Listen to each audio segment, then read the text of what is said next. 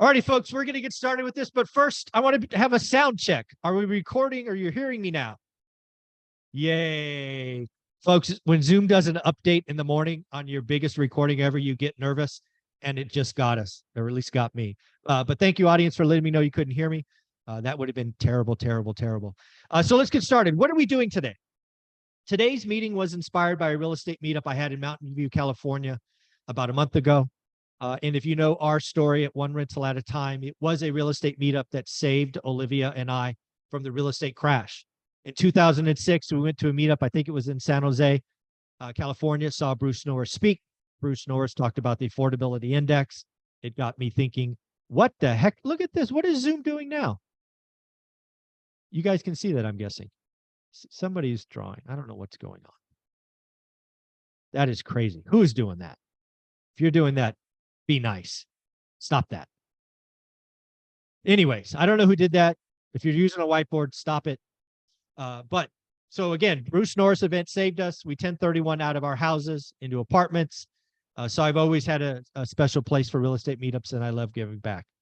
The real estate meetup I was just at in Mountain View, California was interesting because a lot of the talk wasn't about Airbnb arbitrage. It wasn't about syndication. It wasn't about all of these get rich quick or it's easy, which was a lot of the conversations the last 2 years.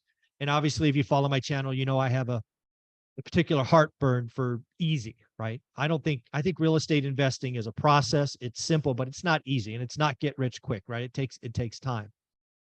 So what we're going to do here is we're going to go through and answer the question. 2 questions. 1, could you and Olivia rebuild a portfolio you have today, starting today from zero? The answer is, of course not. There's no chance. In fact, I wouldn't want to build our portfolio that we have today, starting today. The real question people should ask is, could you build a portfolio that's meaningful in the next 10 years? And to that answer, it is absolutely true. A lot of people don't understand how. So you're going to hear me talk about a buy box. You're going to hear me talk about a lot of things that are repetition. But we're going to talk about kind of step 1, something I probably don't talk about enough as apparent by this meeting. So I do have a PowerPoint. We are going to go through it. So let me share that now. And I still think it's funny that somebody brought up a whiteboard a minute ago. I feel like I'm being Zoom bombed or something. Hopefully you guys can hear that or see that. Yeah, give me a thumbs up. You can see this? Awesome. All right. So shout out to my team for creating this. This is just what we're going to do. It's a free event. We're going to talk about a buy box. We're going to get started, but let's get into this. So again, hopefully it's clear. We're going to talk about Olivia and I buying in a brand new market. I think starting in Fresno is dishonest. It's not intellectually a good thing. A lot of you are deciding on which market. So I'm going to go through the whole process. How do I pick a market? Where am I going to go? And I'll even announce what market it is going to be.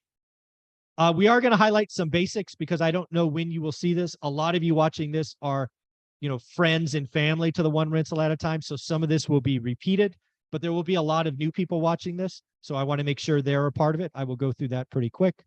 I'm going to highlight the tactics that I would redeploy, right? Some things we did over the last 20 years, I would do again if the market served. Then we're going to spend time on step 1. Step 1 is something I have talked about, but as I built this, as I sat back and thought about the conversations in Mountain View, I realized I haven't talked about enough. So we're going to dig into step 1. We will, of course, go to step 2, which is the buy box. We will make sure everybody's up to date and how I'm going to use the buy box going forward.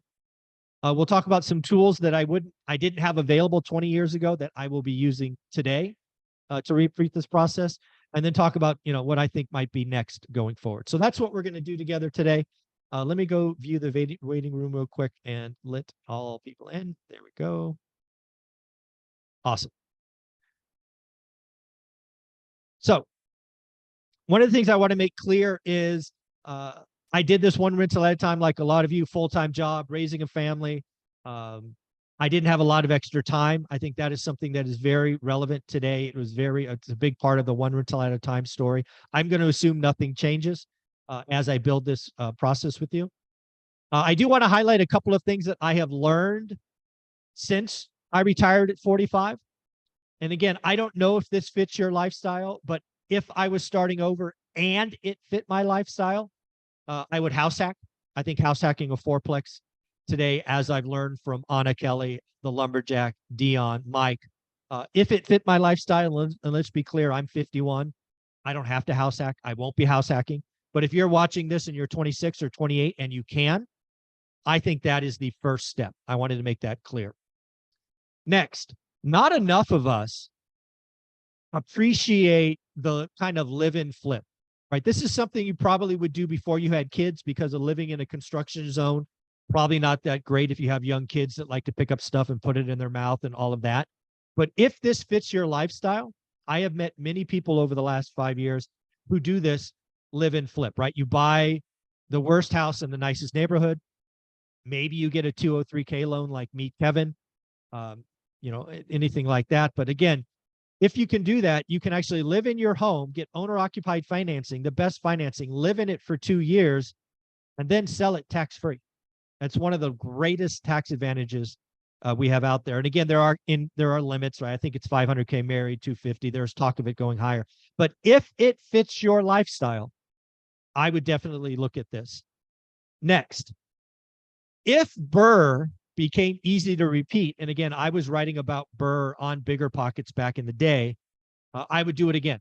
And what I did with Burr, I just called it flipping the financing. When I was writing about this on Bigger Pockets in 07, 08, 09, probably 08, 09, I just called it flipping the financing, because that's what I saw it as, right? I would go get private money at 10 or 12%.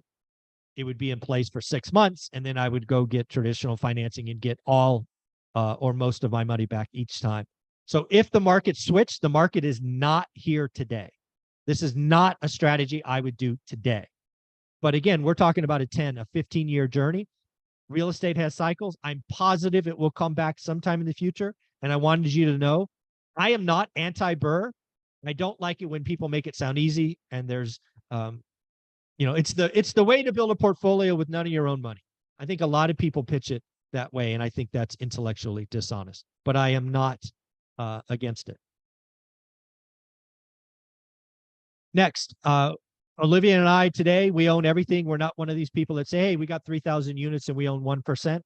I believe this would be true going forward. We won't be joint venturing. We won't be saying, hey, let's go buy this together. You get 50%, we get 50%. It would be all our stuff, which would obviously mean we would stay on the smaller scale of units, right? The biggest we own today is 20. I think if I'm building this portfolio from scratch, the biggest thing I own in the future would probably be 10, but it would be 10 in a nice area. In my market of Fresno would be something like Clovis versus Fresno proper, as an example. I'm not against bigger buildings. It's just bigger buildings in the right area if we were to do that again. Something I did very beginning, I would do again, is I audited expenses. I call this needs versus wants. We got very, very religious on this in the beginning, and we went from spending 100% of our take-home pay to spending 50%. You have to do this. You have to have that dry powder. You have to have, because, at the beginning, surprises happen. Water heaters go out, fixers, all of this.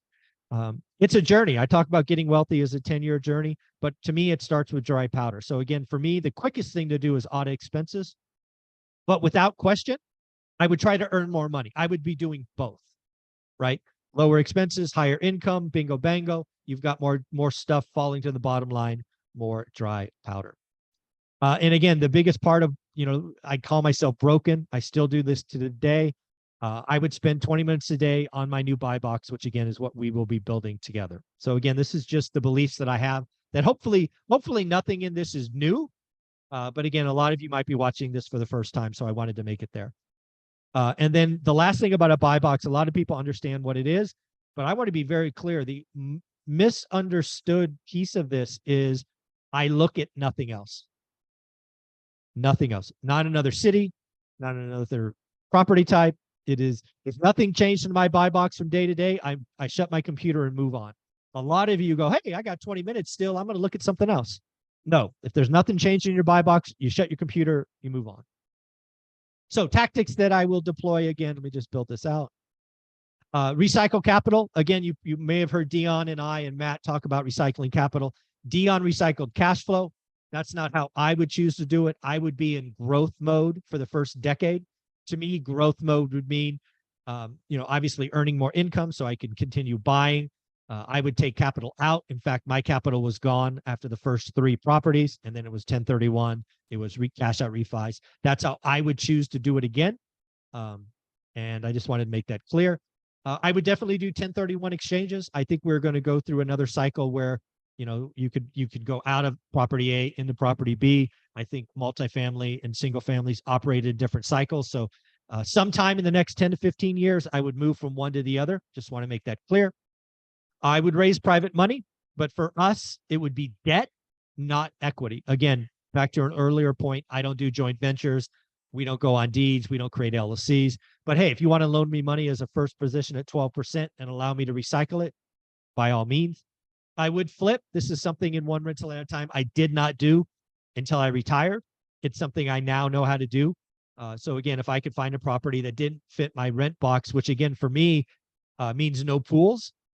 But if I found a flip that had a pool and I could buy it right, I would flip that. I personally choose, my opinion, never to have a pool in any of my rentals. I just don't want that liability, that headache. I just don't want that phone call. That's a me thing. But I'm not against flipping properties with pool. So if I found one, I would. Back to Burr, it's a great strategy. It's not a great strategy today, but I would do it. Networking, this is a key. I've admitted it many times, and I'll admit it here. The first 5 years, I thought the answer lived in Excel. I would network from day one. I would meet people. I'd ask for referrals. A lot of my deal flow today comes from my network, and I would look to repeat that as soon as I could. And then, of course, I would try to speak at meetups in my market, which I will choose in a minute, because I want deal flow. So that would be something I would do. Why are you not working? Okay. And again, the other thing I would do is right now, my YouTube channel is very much education, inspiration, all of that. I would change my content slightly to reach out to more and more people in my market saying, hey, this is Uber's buy box. If you find something, let's go. I reach out to wholesalers and all of that. So again, these are things I would deploy.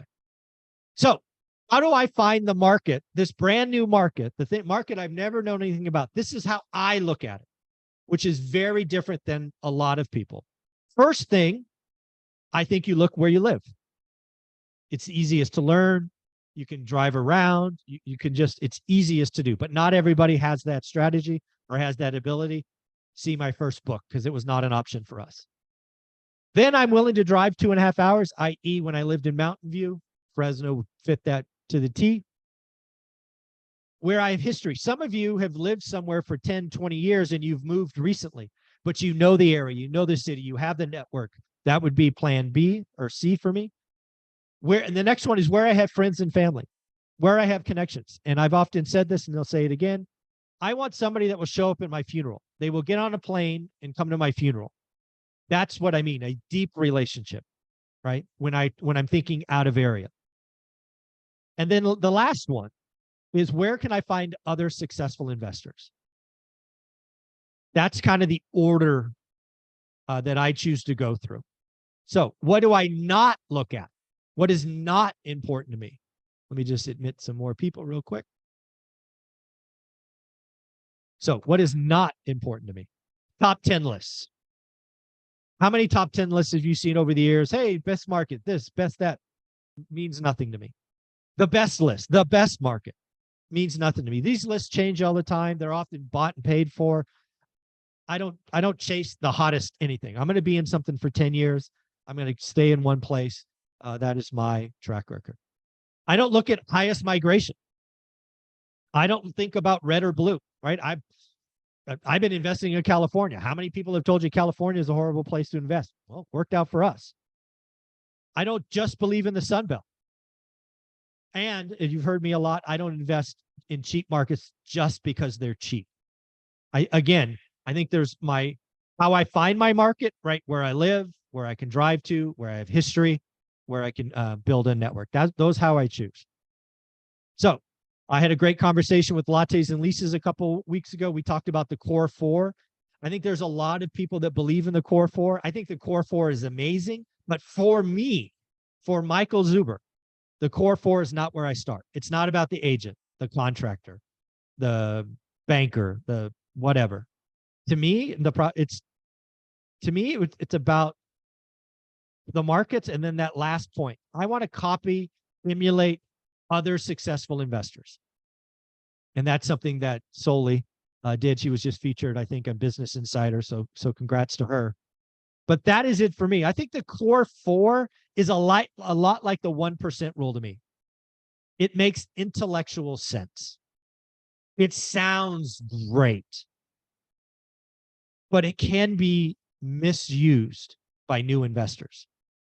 You can feel like you're making progress because, wow, I got the core 4. I'm good. How do you know? Just really, how do you know? I just think it's fraught with risk, and I would rather take ownership of that. So for me, again, the final one is find a successful investor, and more importantly, find multiple successful investors. Let's keep going. So again, I'm going to pick, I'm sure most of you have guessed this by now, Las Vegas, Nevada. This is going to be my brand new market. If you follow my channel, you know we recently picked up a home here.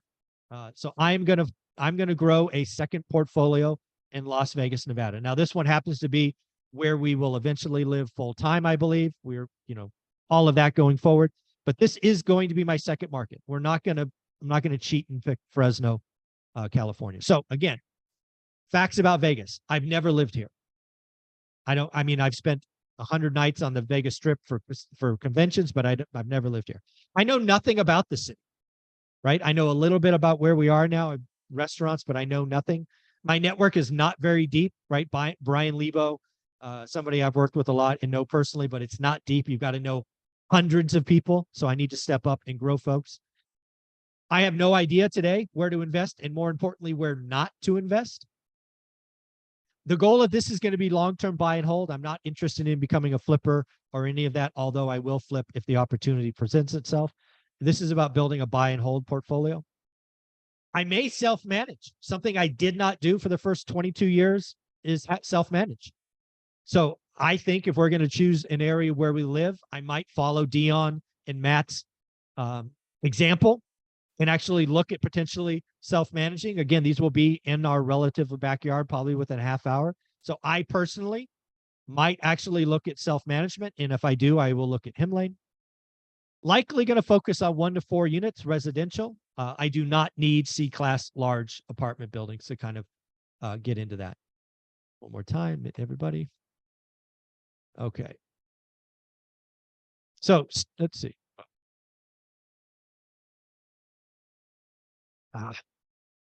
Okay, so step 1. Here's the deal. Here's step 1 I haven't talked about. So I've picked Las Vegas, Nevada. And again, remember, you can do this yourself. Where do you live? Where do you have history? Where can you drive to? Right. This is all the stuff free buy box. I personally need to talk to 20 plus agents. I need to ask them questions like, where would you invest? Where are other investors? Who do you know? What's going on? I need to talk to 20 plus investors. In fact, if you are watching this and reside in Las Vegas, Nevada, reach out to me. I want to grow my network. I want to ask lots of questions. Again, I did this 23 years ago in Fresno. It is how I found the Mayfair district. I have not talked about this enough. We spent about 6 to 8 weeks in the beginning, step 1, asking everybody we knew and everybody they introduced us to where to invest. And it was the Mayfair district, 93703, that became the area to focus on. Why? Because most people mentioned it. And I think only one said, don't invest there. So again, it was the clear winner when we kind of summarized. I'm going to find local meetups in Vegas and be in the back of the room. I'm going to sit in the room and listen and meet and introduce myself. I will look for Facebook groups and bigger pocket groups focused on Vegas because I'm going to be in learning mode, right? I'm going to spend 30 days, 45 days kind of trying to figure out where in this metropolitan area I want to build a buy box. Again, where to and where not to invest. In the areas I should avoid at all costs. And then who do you know and who do you recommend? Step 1, I think I say this below. Let me make sure. Yeah, here we go. Step 1 could take 30 to 45 days. It's a process. You don't just wake up one day, or at least I wouldn't recommend you move into Vegas and you magically pick, I'm going to invest there. No, you've got to figure it out. You got to meet people. You got to drive neighborhoods. You got to look at projects. You got to walk through open homes. So again, step one may take 30 to 45 days. Shoot, it may take 60 days, but it is worth it. You're going to collect a lot of information. You're going to drive lots of different areas. You're going to meet lots of people. That's part of the process. And again, for me, it's about all of this. And eventually I will have a core four. I will have maybe a property manager, maybe several contractors, maybe agents, but that will be a result of step one. It's not about the core four to start. It's about the end result of step one for me. So again, the goal of step one is ultimately get very specific. And I've said this many times, but I don't think I've written it down. This was my buy box in 2002, I think. I will build something similar for Vegas. 93703, single family homes, 3 or 4 bedrooms, 2 baths, 2-car garage between 1,200 and 2,000 square feet. That is going to be the end result of step one, is getting there. So again, it could take 30, it could take 60 days. So that is step one of this process. And again, go back to, how I think about investing in an area. Sorry, I just want to go back. Let's talk about this page again. For me, it's going to be step one. It's where I'm going to live. So good, kudos to me. Let's talk about Mike Zuber 20 years ago. I'm living in Mountain View and it doesn't cash flow. A lot of you watching this, maybe you're in San Diego, Miami, Manhattan, expensive areas. You might be looking at this going, well, good for you, Zuber. Vegas, you're going to be able to drive around. What I think the most important thing to do is real estate investing done the one rental at a time way. It's a skill. So what I would do in the beginning, if you're trying to learn the skill, is I don't mind looking in your backyard. If you guys remember my story, we spent a year, 52 Sundays looking in the Bay Area. That's where I learned the skill. Nothing cash flowed, so we didn't buy there, but I learned the skill. Then I took that skill from a year of drudgery to Fresno, and we bought something 8 weeks later because we had the skill, right? So again, if you're like, hey, I can't invest in San Diego, I want to do it in Cleveland, I'm just making this up, I would learn the skill in San Diego because you can drive there, you can learn more, you can be immersed. And then at the end of this, which we will get to in a minute, once you have your buy box and you know the average yield and you feel like, aha, I got it, then you could take that skill to Cleveland and learn it faster. I think learning Cleveland from San Diego without going there a lot is hard. So again, where you live, where you can drive to, where you have deep history, where you have friends or family, and then finally, where you can have investors. So let's keep going.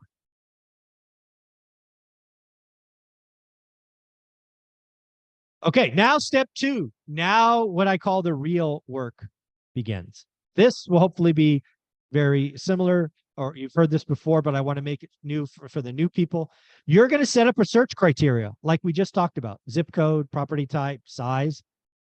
And the goal of the search in the beginning is to have 20 to 40 active listings pop up. If you put in a criteria and you get 6 listings, it's too small. It's too constrained. If you put in a search criteria and it's 100, it's too big. Why 20 to 40? I found I could go through 20 or 40 listings in 20 minutes. Because again, remember, you're not going to get 20 or 40 changes a day. You're going to baseline that, and then you're going to get 1 or 2 or 3 changes a day. So this is the goal of the buy box search, 20 to 40 active listings. Then you're going to build a spreadsheet. I am going to show you the spreadsheet in the next slide that is actually in my course. The goal is not to repeat what I have. Your spreadsheet must be yours. I will talk about things that I will add as I'm building Vegas. But again, the spreadsheet is, don't copy mine. Understand how I use it and then make the spreadsheet yours. You should be telling everybody your buy box. Remember, we're going to meet more agents and more investors. This is something I failed at for 5 years and it hurt us. I grew a lot slower. In the beginning, every email you send out, like for me in Vegas, I will eventually get there saying my buy box is X to everyone. That way, if something comes up, I will be the first call they make. I will ignore everything else once I have my buy box. Because the goal for me in my buy box is to say the average yield in this buy box is 6%, 4%, 8%, whatever it is. At the end of 90 days, I don't guarantee buying something. What I guarantee is I will know what the average yield or return or cash on cash or return on capital or whatever you want to call it is. And then once I know average, I will only write or buy good or great deals. A good deal, roughly speaking, is 1.5% higher than average, and a great deal is 3%, roughly speaking, higher than average. So let me admit one more person. There we go. So again, focus and daily discipline. I will be looking at this buy box probably, honestly, twice a day, but at least once a day. And I will be documenting the changes. That is key. So if no changes, I move on. I shut it down and move on. Don't confuse, don't get cluttered, don't do any of these things that might create distractions. So this is the spreadsheet that I use. Let me see if I can collapse these. Again, something I would do in the beginning is I would probably add dates, like the date you found it. I would actually have the addresses on the far left. I just have, for brevity, I've made the spreadsheet fit this slide. The whole idea is to figure out the price, what it would be down payment, repair costs. We'll talk about that in a minute. Closing costs. All this is fully broke down in the course, how to get started one rental at a time. But the whole idea of this eventual spreadsheet is that final column, the blue column, the yield. This spreadsheet, if you're doing it right, will likely have 100, 150, 200 records in it by the end of 90 days. Then you could sort, you could change. Again, I would add dates. I would add a comment field. I collapsed this spreadsheet to fit on this slide, but really add especially if you're new, add a comment field. You know, bathroom looks old. Don't know this agent. You know, looks overpriced. Just keep adding stuff that you're learning, and then over time, you will build confidence in yourself. And then ultimately at the end of 90 days, what you'll do is you'll sort this field by yield, and you'll figure out highs, lows. You can get the average. This is the power of the spreadsheet. It's adding changes. It's trying to figure out going forward. And again, when you're doing this the first time, you're not going to know a lot of stuff. Like, I'm going to start in Vegas cold. I have no idea what a 3-bedroom, 2-bath rent's for. I'm going to research that. I'm going to ask questions. I'm going to look online. I'm going to check with property managers. I'm going to check with agents and other investors. I have no idea what the taxes are today in Vegas. I'm going to look that up. I don't know what insurance costs in Vegas. I'm going to look that up. So again, you're going to learn things. You're going to take your best swag, and you're going to identify weakness and areas to network and grow. Now let's talk about repair costs. Sometimes I call it make ready. You call it remodel. This is the number that is hardest for new investors to get. So what I suggest you do is you remove it from being too hard. What I want you to do in the beginning, if you don't know these, if you're a contractor already, go nuts. You know, you do you. But a lot of people don't have that experience. So what I would suggest you do is you do what I call ABC. What is ABC? You're going to create 3 categories. Again, these are your categories to create. I will tell you what my categories are. What is A? A is move-in ready. Less, probably 0, but less than $1,000. Maybe you have to do a cleaning. So that's A. B, that is paint and carpet. Right? I don't know, a 2,000 square foot house, paint, carpet, maybe smoke detectors, carbon monoxide. You're not changing any of the mechanicals. The roof is fine. You're not updating kitchens and baths. And then C, that's a full gut. Right? That's the kitchen's got to go, the bathroom's got to go, the roof, this, that, the other. Again, if you want to have more categories, you want to have A, B, C, D, go for it. Again, the whole goal in this is to identify areas of weakness, opportunities to learn, and move forward. And again, a repair cost or make ready is important because it dramatically impacts the yield. A turnkey property that doesn't need any repair costs versus a property that needs repair costs, the yield will be different, even if the price is a little bit cheaper, because your repair cost, at least for most of us, is cash out of pocket. If you're buying a turnkey property, you're getting a loan, at least in most cases, so you're financing most of that. But again, in some markets, turnkey is the best way. In many markets today, it's not. But again, these are things that you need to learn about your area and your buy box. So things you will learn as you do daily consistent. As you build this spreadsheet, you're going to identify things that you don't know. What is the rent? Taxes, insurance, repair costs.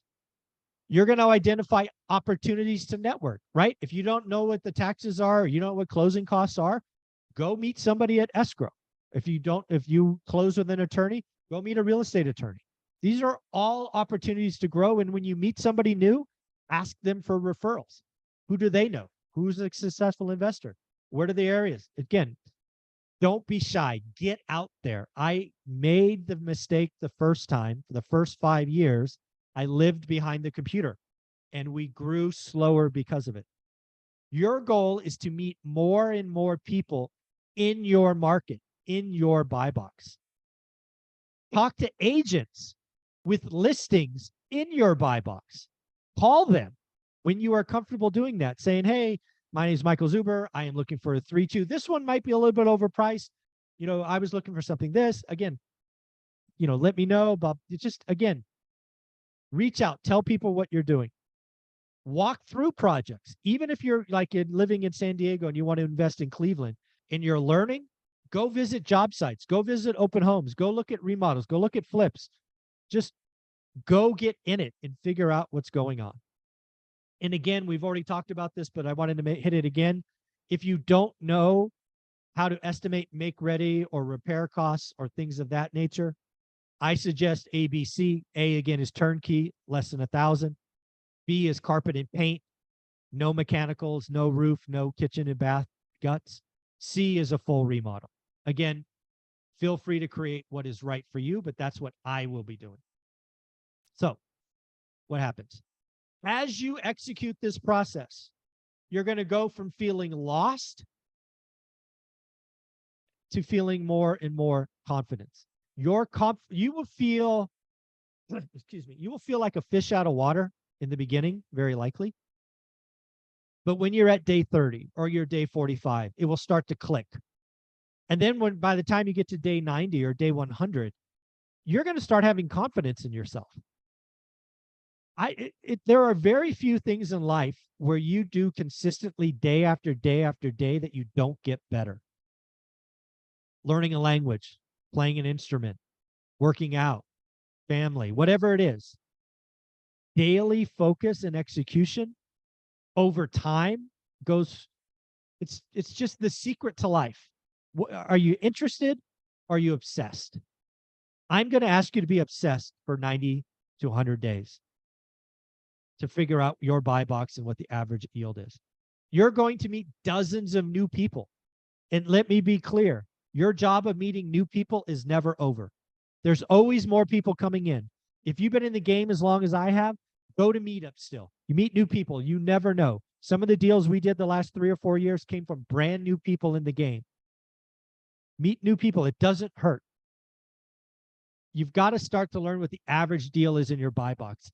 The goal of what I teach and I talk about when I am looking at eventually my buy box in Las Vegas, it's not to buy, it's to understand.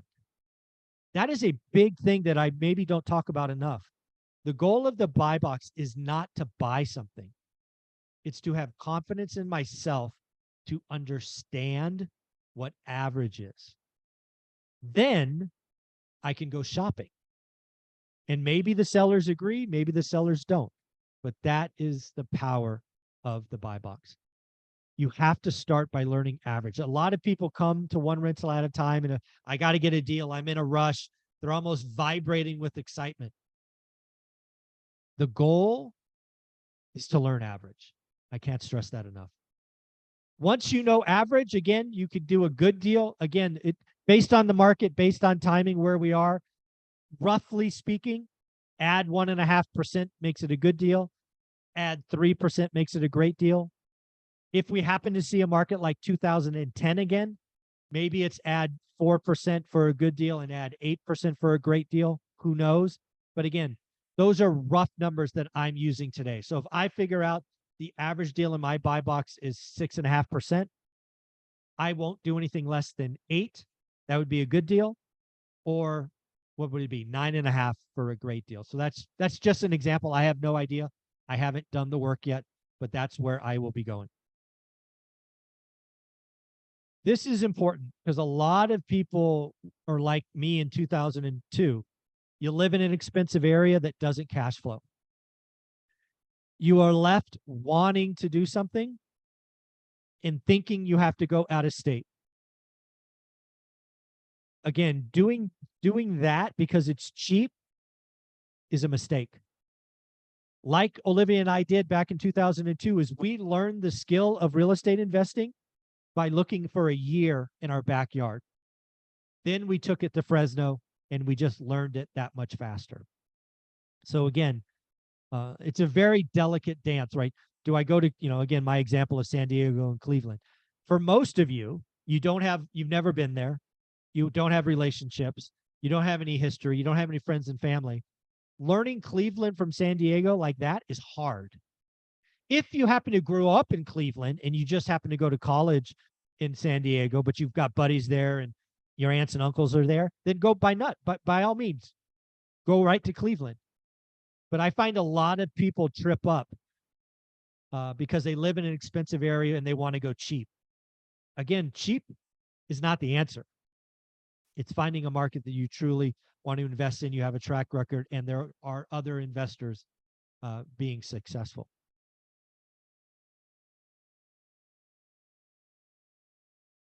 Okay, so these are some tools. Again, they are on my channel. So again, they're on my channel because I think they bring a lot of value.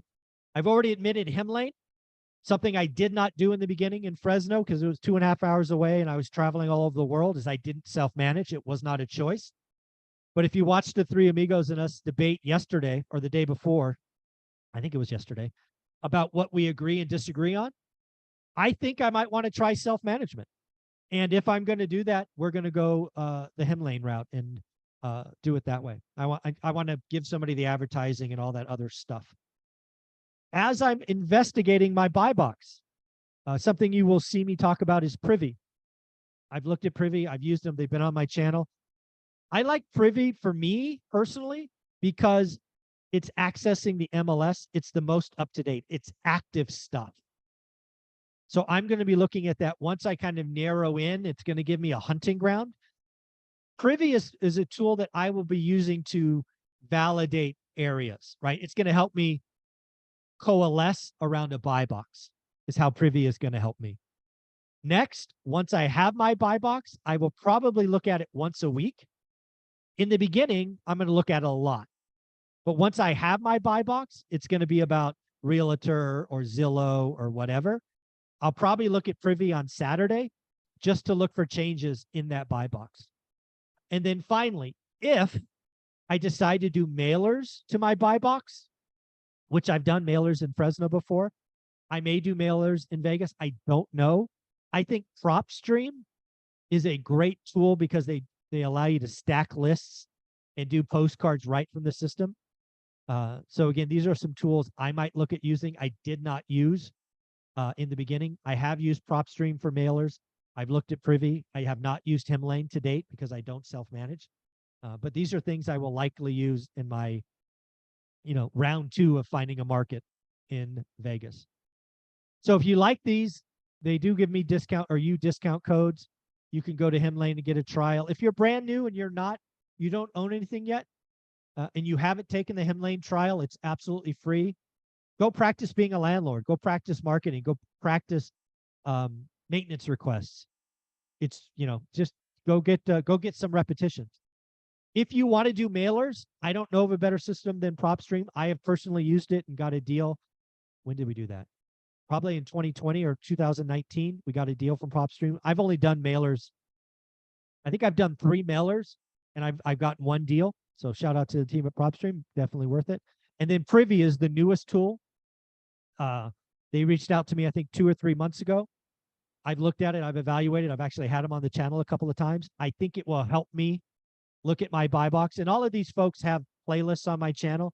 So you can go look at, like on Privy, I've showed you how I'm going to use it. PropStream, we actually did my mailer from there. And then Hemlane has been on for quite a while, actually. Okay, so there's your discount. So this is what I hoped you learned so far.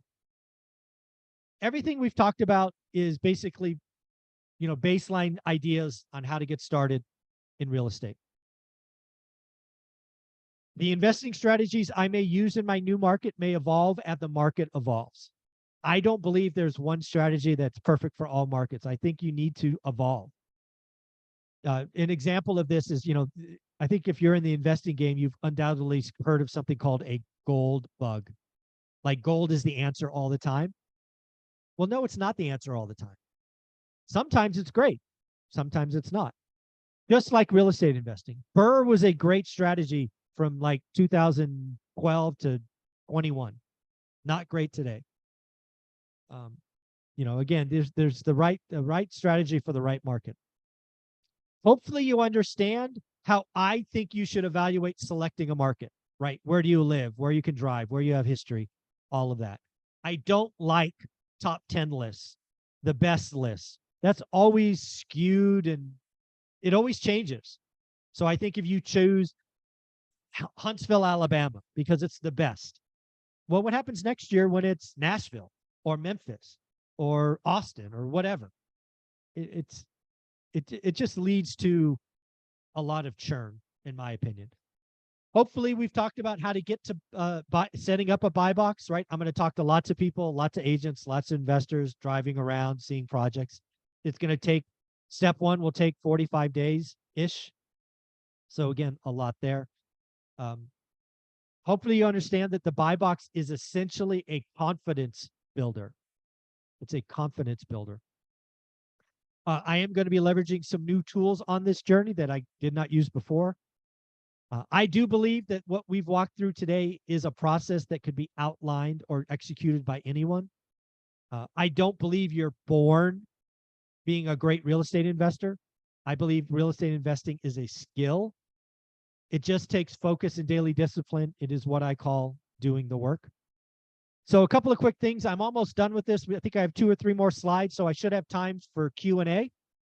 So if you want to ask me a question, I will go to the comment section and try to find some questions. So we'll go through that. But hopefully this has been valuable. I got a couple more slides. Oh, admits, I really do need a moderator next time. So again, this is something I'm thinking about doing. Again, this is based on the Mountain View event. A lot of folks are like, how do I do it? How do I do it? How do I do it? So what I brainstormed is a 10-week journey. I don't know if this makes sense. Hits the word draft. But this, and again, these are not successive weeks. These are like 10 events scheduled out over the next 6 months. I'm thinking about, hey, step 1 or week 1 is let's review step 1. Let's brainstorm. Let's talk together. Let's do market research. Then the next meeting will be, what did you find? Where are you at? Why I would ask you questions. Why'd you pick it?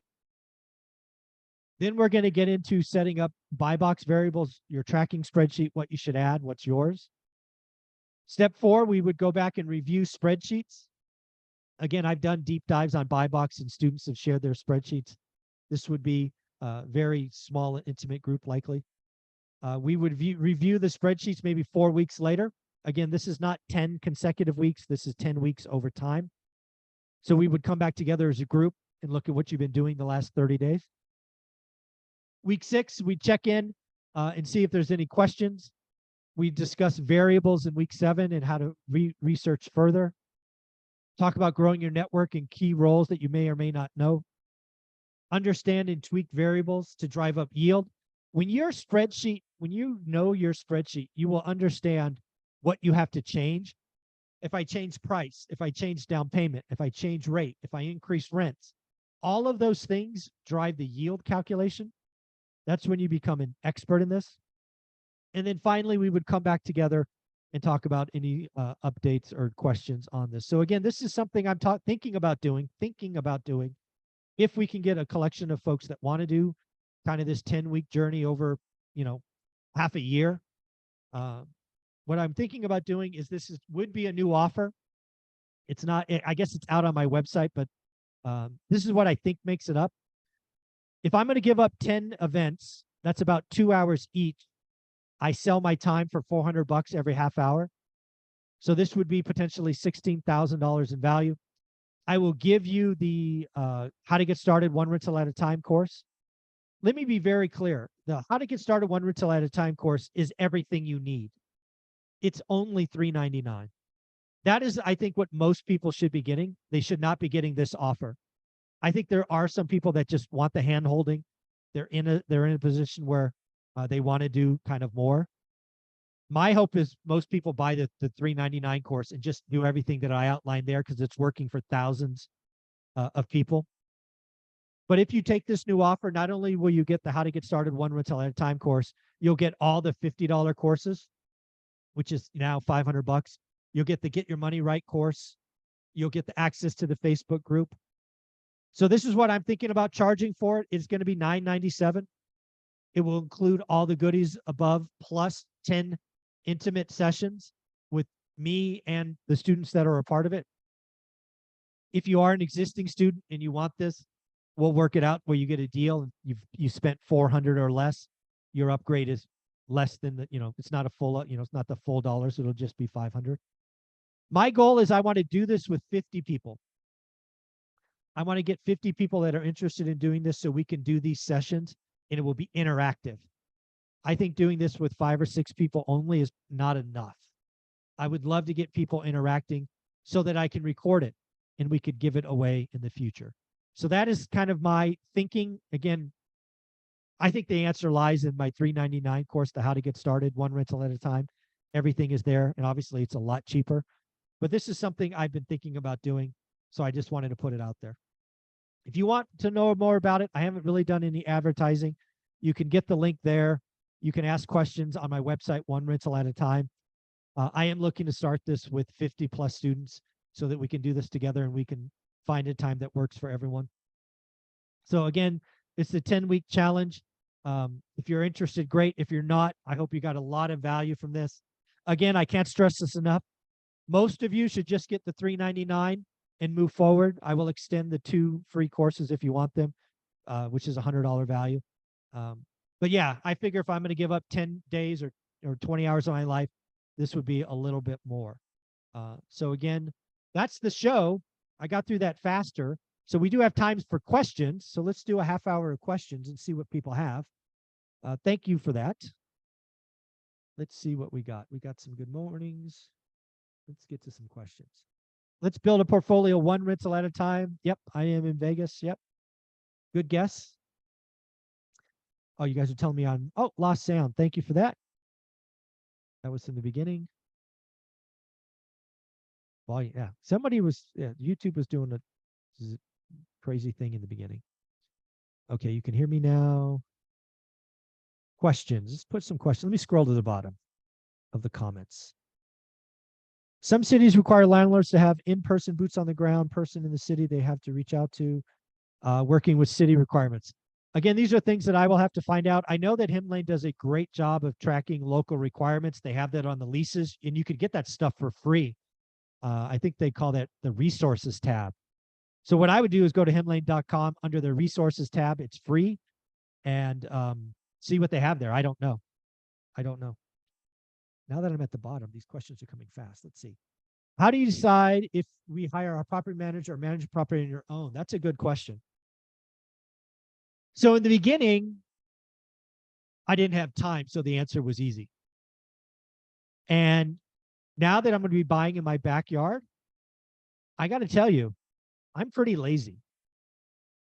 I am not convinced that I want my tenants knowing who I am. I have a problem with that.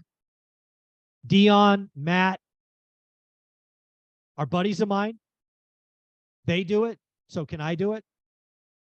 But I got to tell you, I may not be able to get over that. I might not be able to get over that fact. And let's be clear, I don't have to, right? I will buy deals where I can add property manager to it and be okay. So I think that's everybody's individual choice, but I'm going to learn. I'm going to learn with you. I've never been a property manager. I've never self-managed. So I'm going to learn together. And again, I'm always up and direct. I am not convinced I will self-manage, but I'm going to evaluate it. That much is clear. And, oh, at what point are you talking to lenders, Karen? Thank you for that question.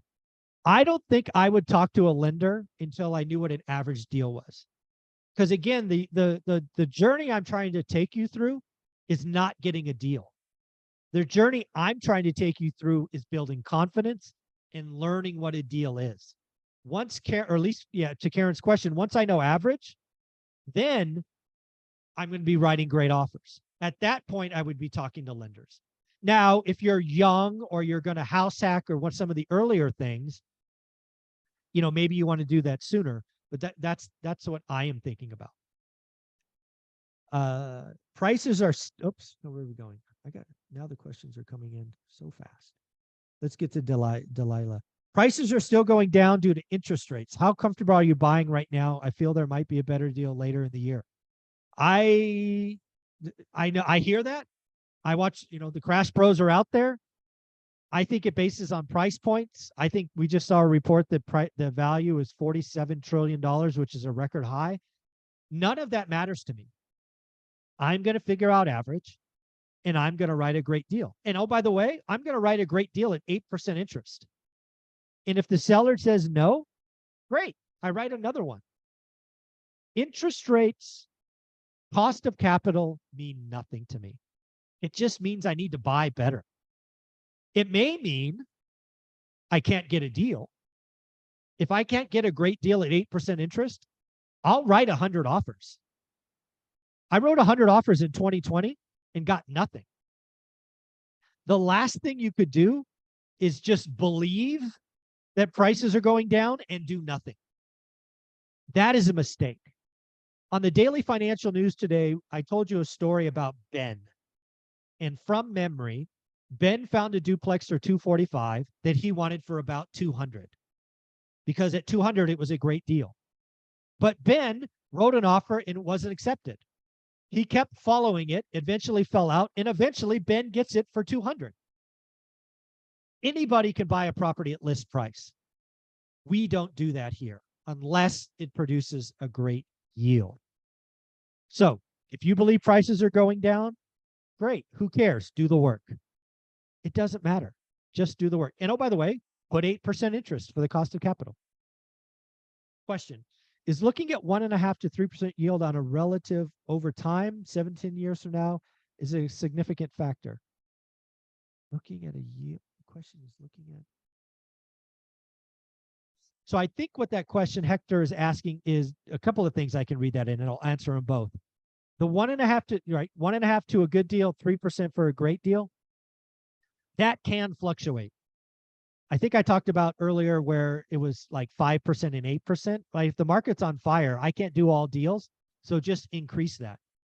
Again, 1.5 to 3% just as at deal acquisition. I don't look at it. Once I own it, I own it. I don't go back and, you know, look at that. Once I own it, I own it. Do you consider buying in cash in these high interest rates? I am in a lucky position where I will do that, but that's the magic of the spreadsheet. When you have the spreadsheet that we showed in the PowerPoint, let me see if I can bring it back up. This is important. Oh, look at that. I can. How about that? So let's go right to the spreadsheet.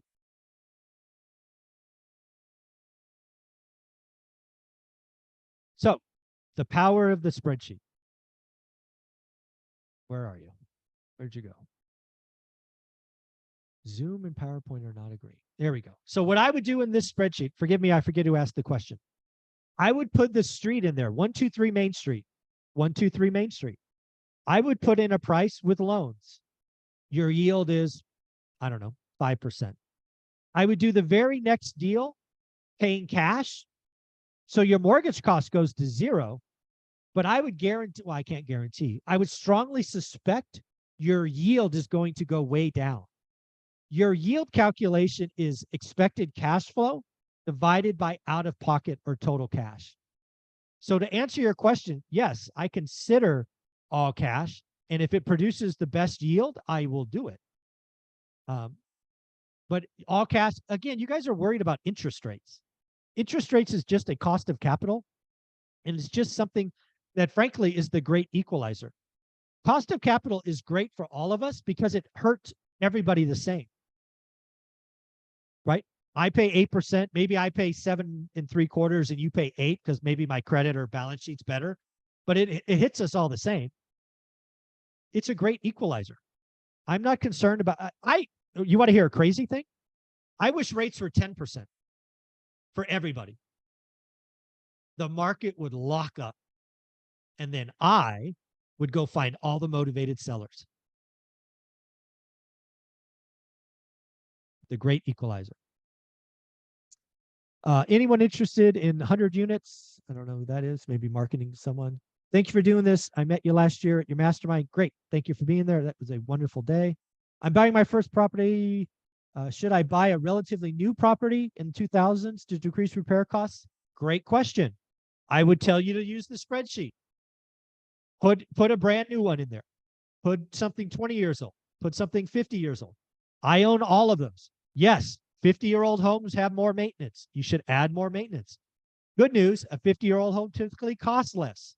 So again, put it in the spreadsheet and see how the yield calculations. Another thing that's great about 50-year-old homes is they have a lot of 3-bedroom, 1-bath.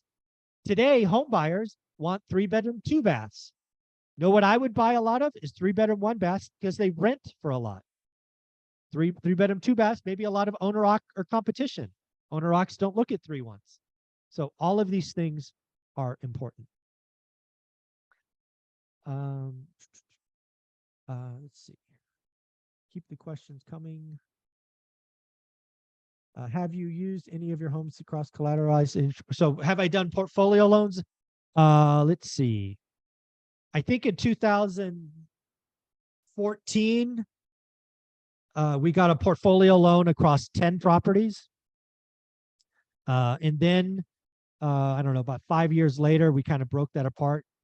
I have done that. It becomes a pain to sell, to break them up. Kind of a lot of management that way.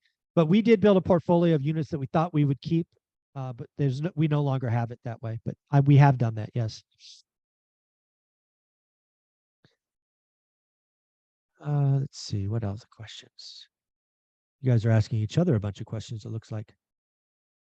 Oh, how would you use a buy box for a house hack? Again, think about it. You're looking for a duplex. You're probably looking in an area. A buy box works for a house hack. A buy box works for you buying anything. It's focus and daily discipline. The means of doing the deal, a 203K loan, a house hack, it doesn't matter. The numbers change because you're going to live in one unit. Like if you're buying a duplex, or maybe you're doing what Todd Baldwin and Spencer Cornelia did, which was roommates. If you go to Spencer Cornelia's channel, or maybe it's on his Instagram, he likes to buy 6-bedroom homes in Vegas because the guy is crazy. He wants 5 roommates. Hey, if that's your thing, your buy box is 6 bedrooms. Right? So again, a buy box plays for whatever you would like to do. I'm working on creating a buy box 2 to 4 units. Dallas. I receive. Oh, that's a good question. No, in the beginning of 90 days, you should track everything. Active, sold, pending, under contract, all of it. Because what you're going to see in the first 90 days is stuff changes. Go back and listen to Daily Financial News today. Ben wanted that duplex. It went pending with someone else. If memory serves, 60 days later, it came back. If you take it off your spreadsheet because it went pending, you're not going to see that.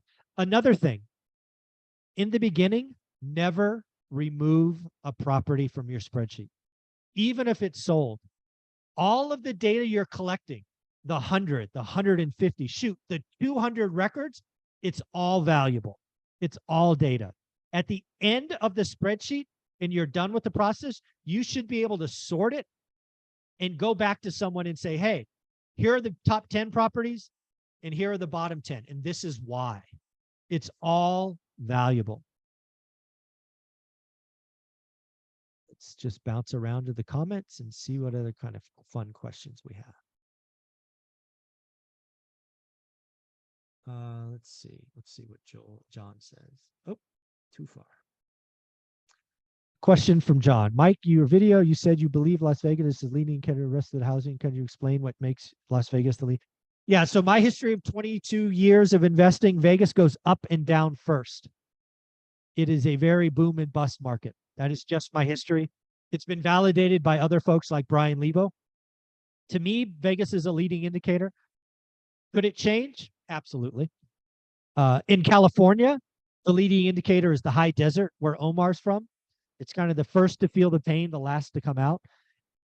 Anywhere you are in your market, you have like Texas. Maybe Texas, the leading city is Austin.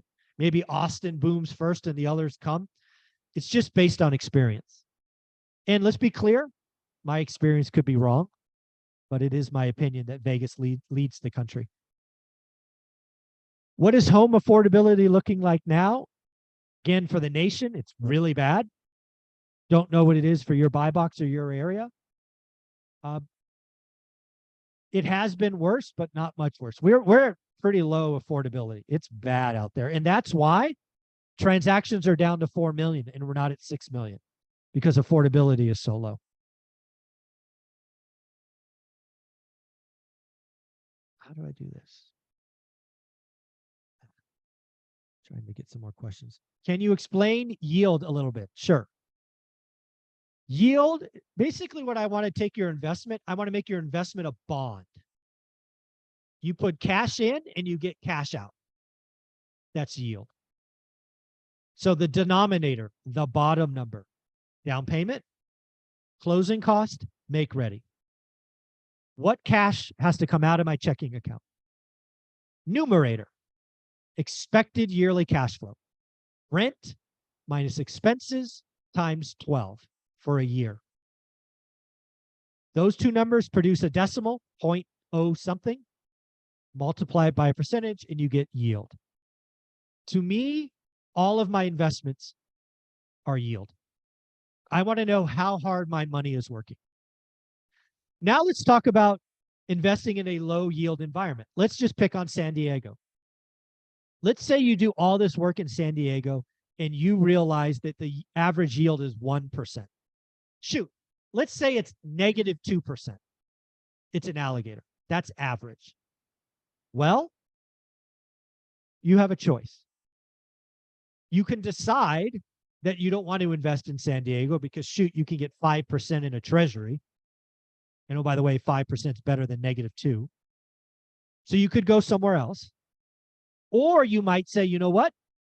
I'm only going to invest in San Diego. I want to walk to all my properties. But you know what? I'm only going to do yields that produce 2% or greater, as an example. I don't tell people what a good yield is. That's not my job. Just because you choose to invest in a market that's 10% versus somebody else's that chooses 6%, good for both of you. You do you. I hate it when people come to me and go, I'm going to invest there because it's the highest yield. Well, you know what? That doesn't mean anything. It could change. You could have your numbers wrong. You got to pick what's right for you. So again, that's why I never tell people where to invest, because it's a very personal decision. All right, let's keep going. Got that question. What else? Let's just keep going. Yeah, cash flow is tough today. But again, that's not permission to do nothing. You got to just keep doing the work like Ben did this morning. Oh, my buy box normally does not have anything listed for over 30 days. Wow. Do I need to expand my buy box or change it? So that's a good question. Again, if your buy box is producing at least 20 active listings at any one time, it's okay. That's enough. You just happen to be operating in a very fast market. But as long as that, list always has, at least 20, that's okay. In fact, you would probably learn more than the average person because you're seeing stuff come in and out all the time. And, a faster market allows you to learn more. But if you're operating in a market where sometimes you have 0 listings, 0 actives, your buy box is too tight. Hopefully that makes sense. So I explained yield. So we got that. Oh, what do we got here? I went to see a 2.5 million listed home the other day, put an offer at 1.4. Oh, seller carry. I like it. Creative. Hope I lost the question. Zoom, you're not very friendly. Let's keep going.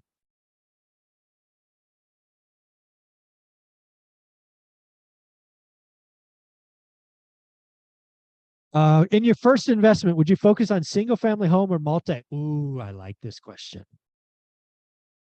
So I believe, this is my personal belief. I believe a new investor coming in, you want to protect the downside. You've never done this before.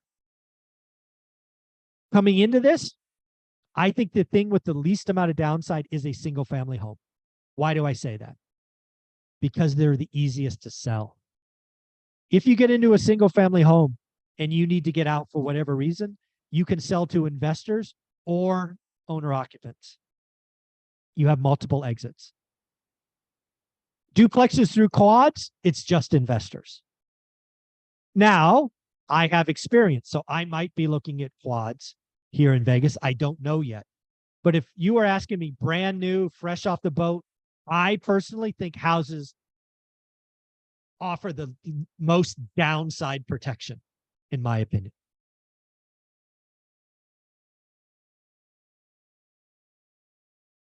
So I do not count appreciation in a property. That's a question from H. My yield is simply about cash out and cash in. I know appreciation happens. I know mortgage pay down happens. I know tax savings happen. I know, I don't care. It's a bond. Appreciation is the cherry on top. Appreciation is how I recycle capital. I do not calculate appreciation.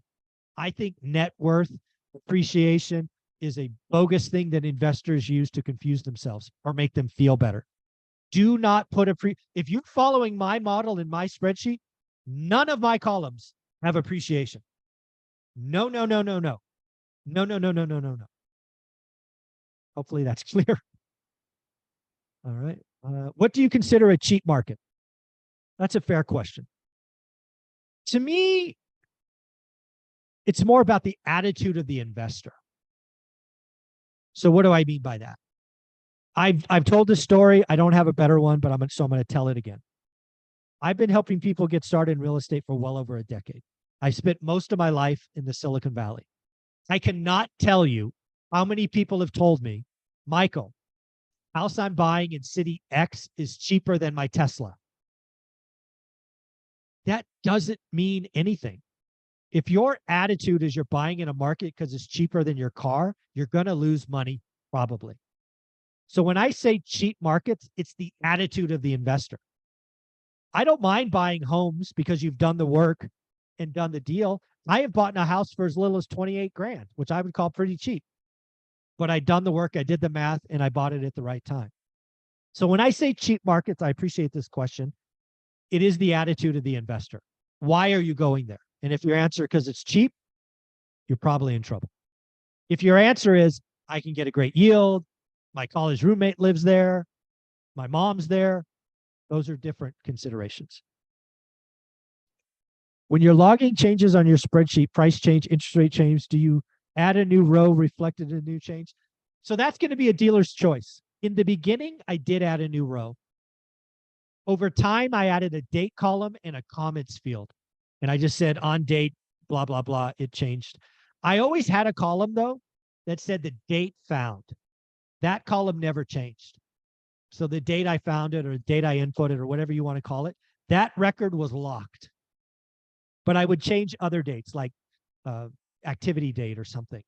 But I always put in the comments what changed. Oh, price drop. Sometimes price increase. Well, that's weird. What happened there? So again, dealer's choice. It's all about being immersed in your buy box. Prepayment penalties are a big factor when financing your deals with lenders. Sounds like a statement. I don't know what the question is. Again, 5, 4, 3, 2, 1s. Prepayments are part of getting your loan, so include those. What % do you like to use in your spreadsheet for vacancies? Oh, that's a good question. Again, learn your area. Every market is different. My market of Fresno, California today, vacancies below 5%.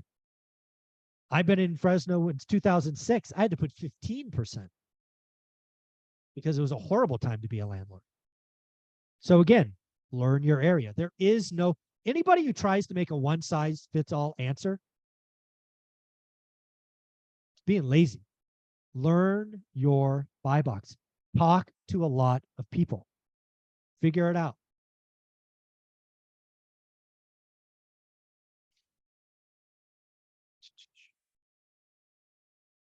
So you've used PropStream, mailed out 100 cards, but have anything back. What tips would you like to suggest?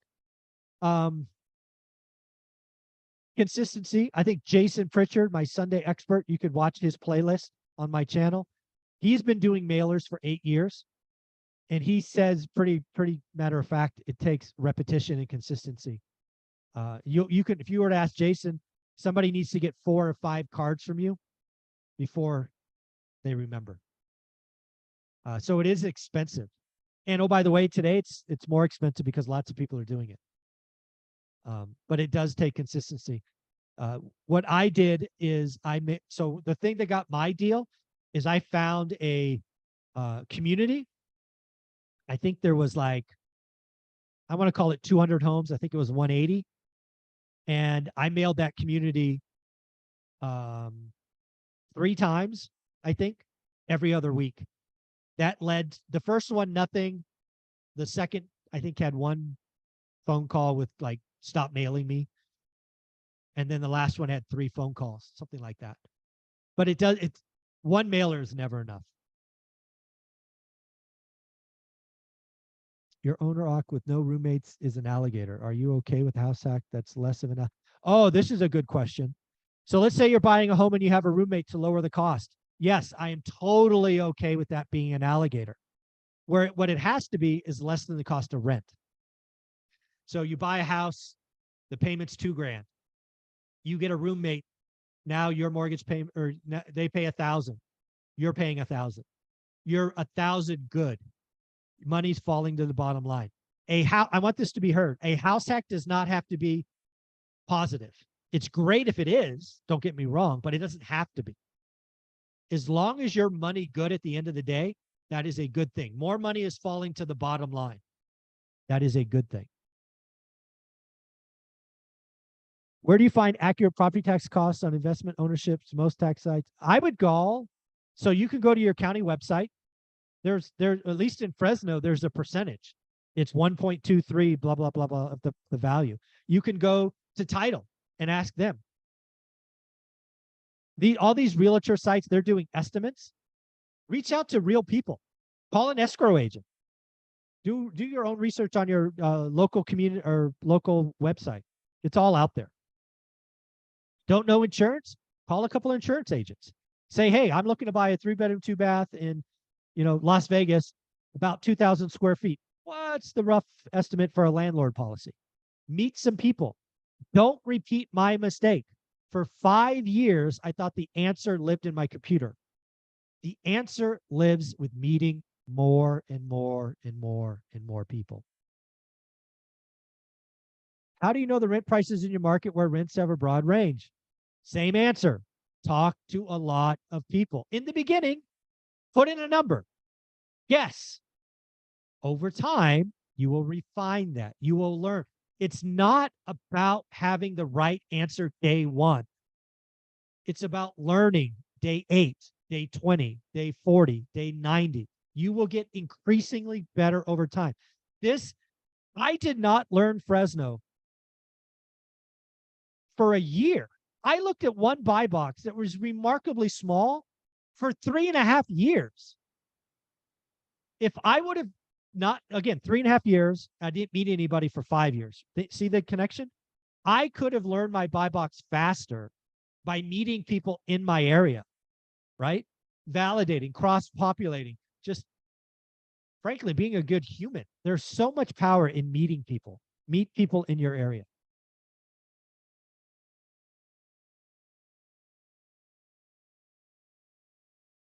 So I answered that. Let's see. Oh, how do you determine what percent to allocate for repairs, vacancy in your buy box? Guess what? Same answer.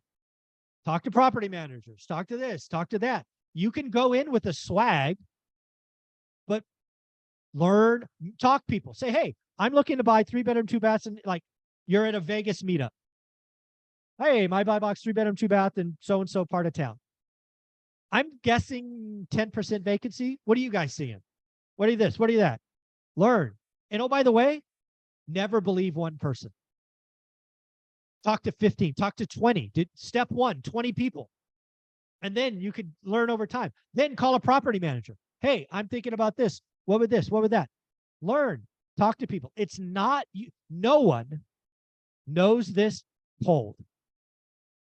Real estate investing is a numbers game. I get it. It's a math formula, but you have to meet people, right? Go out and don't be afraid.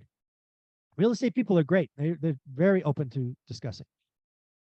Do you use list price or sold price to calculate average cash on cash?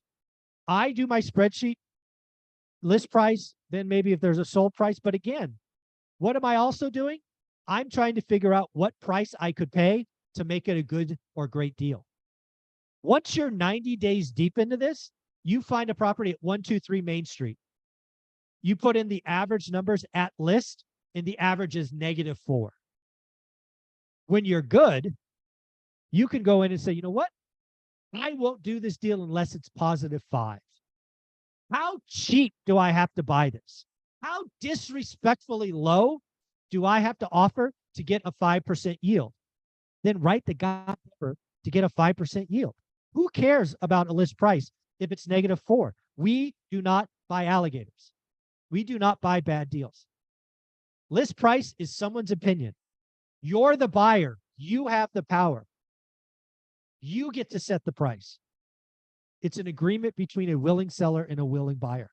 If they don't agree with your 5% yield, great, move on, write another one. It's that simple.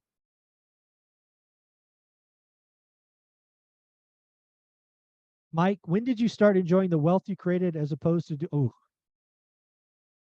yeah, that man, 15 years. Yeah, 15 years. I don't recommend that. Maybe after year 10, I should have, but 15 years. All right, same question on rent. We've talked about that. How do you combat the objection from a seller being a second position with the 50-40-10? So first off, we got to make the seller, they can say yes. So they typically have to have that equity. We're going to assume they do in this case. Typically what I would do is I would write 2 offers. I would write one offer that cashes them out entirely. And then I would write a second offer where they take back a second. And believe me, there would be a marginal difference between those offers. Then the seller is going to probably say, well, what the heck? Then you could explain to them, I am a real estate investor looking for yield. And one of the ways I can do this is if you take back a second at below market interest rates, I can pay a higher price. Oh, by the way, it's a secured position. It's a recorded deed of trust. If I don't pay you, you can foreclose, blah, blah, blah, blah, blah, blah, blah. And oh, by the way, do you like the IRS? You don't like the IRS, do you? You don't like, yeah, right? Well, you know what? If we do this deal, we're going to create an installment loan, and you're going to save a lot on taxes year 1 and going forward. Oh, by the way, you've been living on income for a while, right? How would you like to get a little bit of income and a little bit of money? Well, that's the 50-40-10.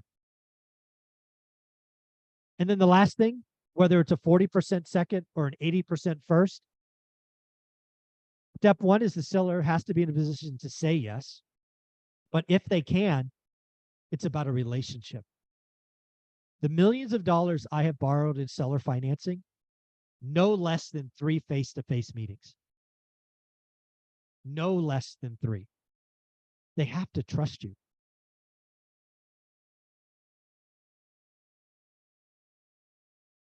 Do you track days on market, or do you only have a column that says date found? So in the beginning, it's about learning. It's date found. You can write down days on market. You can have a column that self-calculates based on the current date. Do whatever you want. Make your spreadsheet as complex as you would like. In the beginning, I didn't care about days on market. All honesty, I didn't care. Today, my search is days on market. But in the beginning, I didn't care. I was trying to figure out what a deal was. And in the beginning, I didn't know even that days on market was important. But days on market today is important because it allows me to write disrespectful offers. I won't write an offer on anything less than 7 days on the market, and probably less than 30. But in the beginning, I didn't track that. Why did you choose Las Vegas instead of other cities? Because I want to invest in my backyard, is the question. And again, I might, so again, I'm going to try to build a buy box in Vegas. I may decide, like I did in the Bay Area, I can't do it. That is a possible outcome, right? When I didn't choose Fresno. I chose the Bay Area. I spent a year. It didn't work. Then I went to Fresno. That is a possible outcome today. I may spend 6 months. I'm not spending a year, but I might spend 6 months in Vegas and decide, you know what? It's too much or too little. And then I might pull out a map and go, hey, where can I drive to? Just like I did last time. But I'm going to learn something here. I can't guarantee you I'll get it because I haven't done the work yet.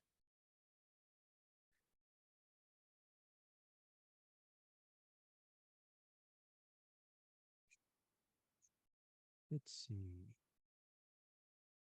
Get that. Oh, I think I got a lot of the questions. Any last minute questions? We'll just end this at 90 minutes. I don't want to take up more of your time. Any last minute questions? Do you recommend starting with Privy? Let's see, what was that? Do you recommend starting Privy to start something like Zillow? I think in the beginning, if you're just starting out, Zillow, no reason to add. Why spend money if you're just starting to learn? I happen to be in the position where, frankly, I get to use it for free. I'm not lost on me. I don't. I wouldn't be using Privy to start from scratch. Realtor.com. I use Realtor.com. It worked great. Privy, because I've done this before, is going to allow me to learn faster, I believe.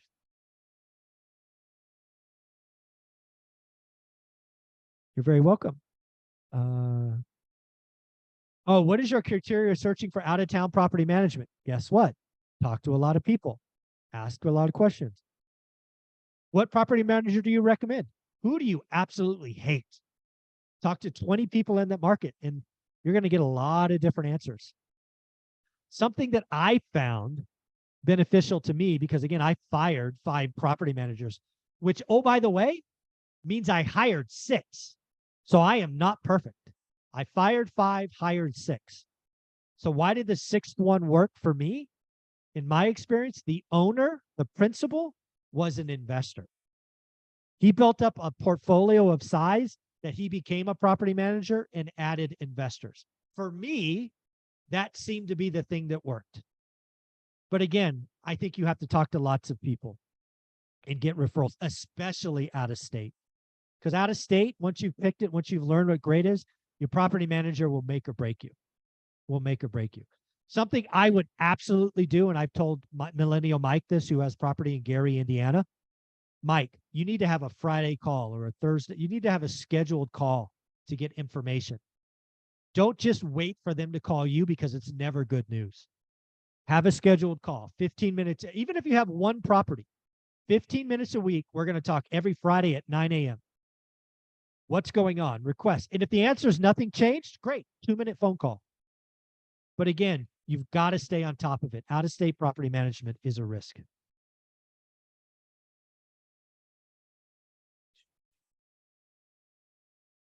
Oh, let's do this last question and we'll just call it a day. After 10 years, do you think you will focus on reducing debt and increasing cash flow exclusively? So for me, our journey, I was in growth mode for 15 years. I then had that one-day event where I left work.